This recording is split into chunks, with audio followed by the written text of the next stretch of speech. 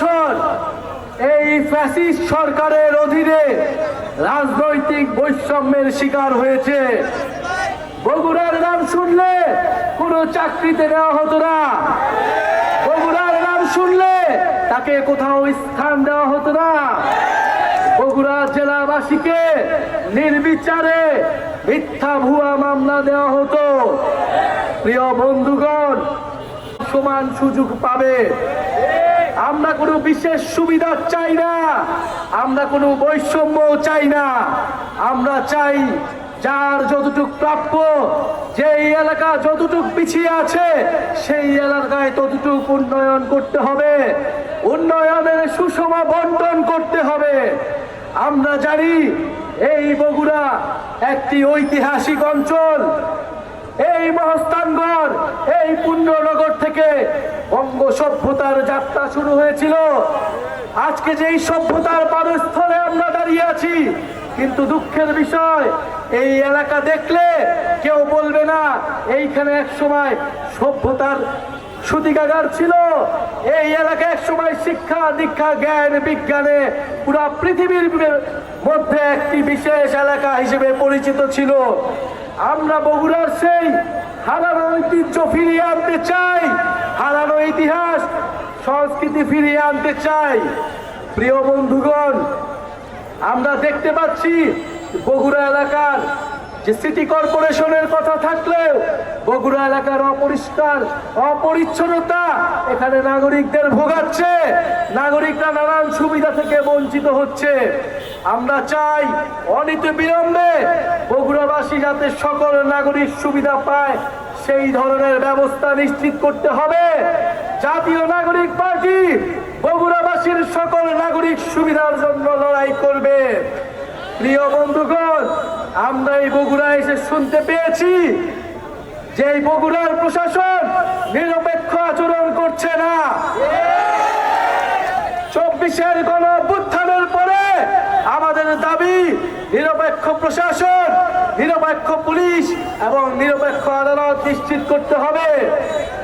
যদি কেউ সেই পুরনো কায়দায় দলবাজ প্রশাসকদের মতো আচরণ করে, তার পরিণতিও ফ্যাসিস্ট মুজিববাদীদের দোসরদের মতোই হবে। দেখেন 18 সালের যারা ডিসি ছিল, যারা ভোট ডাকাতি করেছিল, তাদের কি পরিণতি হয়েছে। যারা 18 সালের নির্বাচনে নির্বাচন কমিশনার ছিল, তাদের কি পরিণতি হয়েছিল। এই দিন নয়, দিন কিন্তু সকলেরই আছে।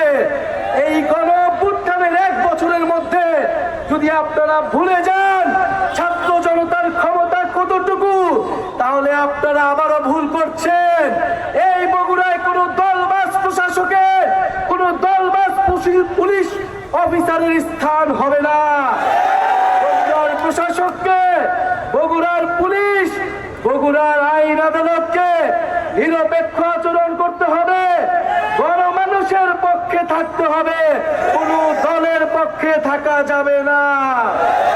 প্রিয় বন্ধুগণ, গণ অভ্যুত্থানের পরে আমরা বলেছি লাগবে নতুন আইন কানুন লাগবে। আপনাদের পুরনো খেলায় আমরা অংশগ্রহণ করব না।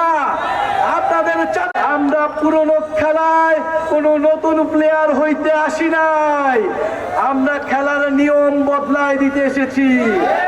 খেলার নিয়ম বদলাতে হবে, রাজনীতির নিয়ম বদলাতে হবে।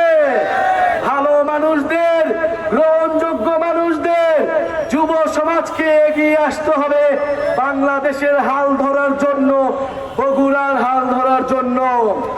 প্রিয় বগুড়াবাসী, আমরা আজকে স্মরণ করছি এই বগুড়ায় যারা গণ অভ্যুত্থানে অংশগ্রহণ করেছিল, গণ অভ্যুত্থানে শহীদ হয়েছিল, গণ অভ্যুত্থানে আহত হয়েছিল। আমরা শুনতে পেয়েছি আমাদের আহত ভাইরা এখনো ভালো চিকিৎসা পায় না। এটা হতে পারে না।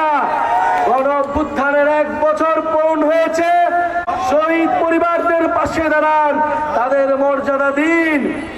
প্রিয় বগুড়াবাসী, এই জুলাই পদযাত্রা জেলা থেকে জেলান্তরে ছড়িয়ে যাচ্ছে, গ্রাম থেকে গ্রামান্তরে ছড়িয়ে যাচ্ছে। নতুন দল এসেছে, নতুন নেতৃত্ব এসেছে। আপনাদের সামনে বিকল্প এসেছে, যেই বিকল্পের খোঁজে আপনারা গত 54 বছর ধরে খুঁজেছেন, সেই বিকল্প নেতৃত্ব আপনাদের সামনে হাজির হয়েছে।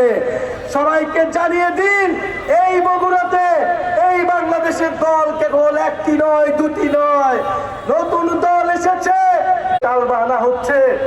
আমরা স্পষ্টভাবে বলতে চাই, আজকের এই বগুড়া থেকে জুলাই ঘোষণাপত্র অবশ্যই হবে।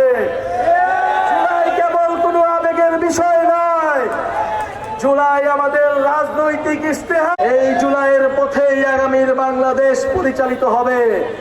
কথা, এই আহতদের কথা সংবিধানে রাখতে চায় না, তারা মুজিববাদের নতুনরা কিন্তু স্থান দেব না।